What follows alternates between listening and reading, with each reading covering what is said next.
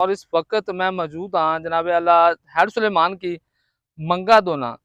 ਤੇ ਅਗਰ ਤੁਸੀਂ ਇੱਥੇ ਵੇਖੋ ਸਿਰਫ ਇਹ ਇਲਾਕਾ ਭਾਈ ਖਾਂਦਾ ਹੈ।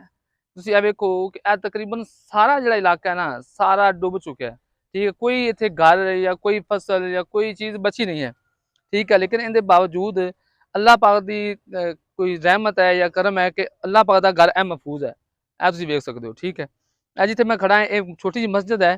ਠੀਕ ਹੈ, ਲੇਕਿਨ ਇਹ ਮਸਜਿਦ ਇਸ ਸੈਲਾਬ ਦੀ ਜ਼ਦ ਦੇ ਵਿੱਚ ਆ ਗਈ, ਲੇਕਿਨ ਅੱਲਾਹ ਦਾ ਘਰ ਮਹਿਫੂਜ਼ ਹੈ। लेकिन उनके बावजूद अगर तुम देखो तो पानी इधर चढ़ने की कोशिश कर रहा है।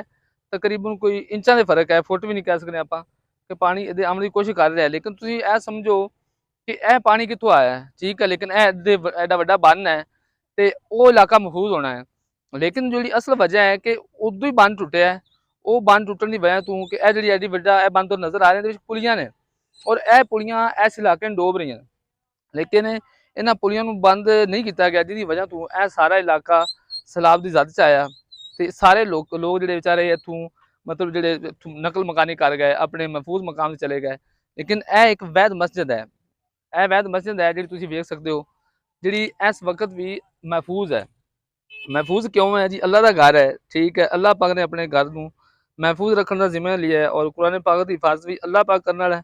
लेकिन उनके बावजूद तुम यह चीज़ां वेख सकते हो कितना पानी है जिन्हें यह सारे इलाके में अपनी लपेट च लै ना ते तबाह बर्बाद करता है। लोग बेचारे नकल मकानी करके पता नहीं कितने कितने गए, घर छड़ गए, फसलां छड़ गए, जानवर विच लुढ़ गए, बंदे लुढ़ गए। लेकिन तुसी कहोगे जी ए इतना पानी किहड़ी वजह तो आया, कित्थों आया? ए जिहड़ा वड्डा बन मेरे सामने तुसीं नज़र आ रहा है ना, ए सड़क भी है। ठीक है, ते बहुत वड्डा बन है। लेकिन इहदे विच जिहड़ियां पुलियां ने ना, उन्हां पुलियां ने इस इलाके दा बेड़ा गर्क कीता है, इन्हां नूं डोबिया है। ये पुलियां अगर टाइम सिर बंद कर लैती जांदियां ना ते ए इलाका कदे भी ना डुबदा, ए लोग सारे महफूज रहते।